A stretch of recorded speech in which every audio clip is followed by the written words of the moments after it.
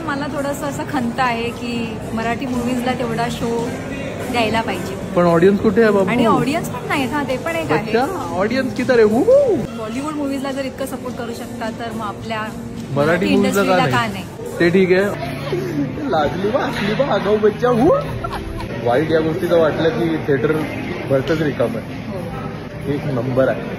खूप छान ऍक्टिंग केली आहे आणि मला खूप आवडलं की केदार शिंदे खूप चांगलं त्याच्याकडून काढून घेतलंय.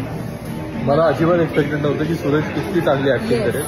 स्टोरी बेटर असू शकली असती, डिरेक्शन बेटर असू शकलं असतं, थोडं कॅरिकेचरिश एलिमेंट्स मध्ये टाकले ज्याची गरज नव्हती. सूरज खेळ इट मॅन, म्हणजे लिटरली एक रेव्होल्युशन आहे. आम्ही सूरजला फर्स्ट टाइम टिकटॉकवर बघितलेलं आणि काहीतरी विचित्रच वाटलेलं म्हणून त्याला फॉलो केलेलं. पण एवढं माहिती होतं की पोरगा जिद्दी आहे आणि आज तो ज्या लेवलवर पोहोचलाय.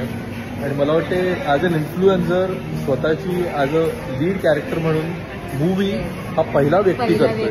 तर he is creating a revolution and he has killed it. कडक. मला त्याच्यात ऍड करायचं होतं की या लोकांना शोज खूप कमी मिळाले. हा, मूवीचे शोजच कमी आहेत. खूपच कमी आहेत. आम्हाला पण कमी आहेत. आम्हाला पण भलत्या टायमिंगचा शो मिळालाय.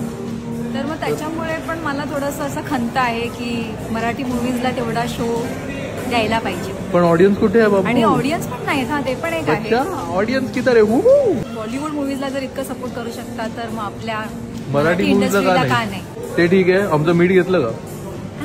हा विषय मेन म्हणजे सूरज इन्फ्लुएन्सर इंडस्ट्रीमधून आहे. तर इन्फ्लुएन्सर्सचा वापर करून भरपूर या मूवीचं प्रमोशन करू शकत होती टीम. पण मला माहिती नाही तसं का नाही केलंय. एक प्रॉपर PR ऍक्टिव्हिटी जर चालवली असती.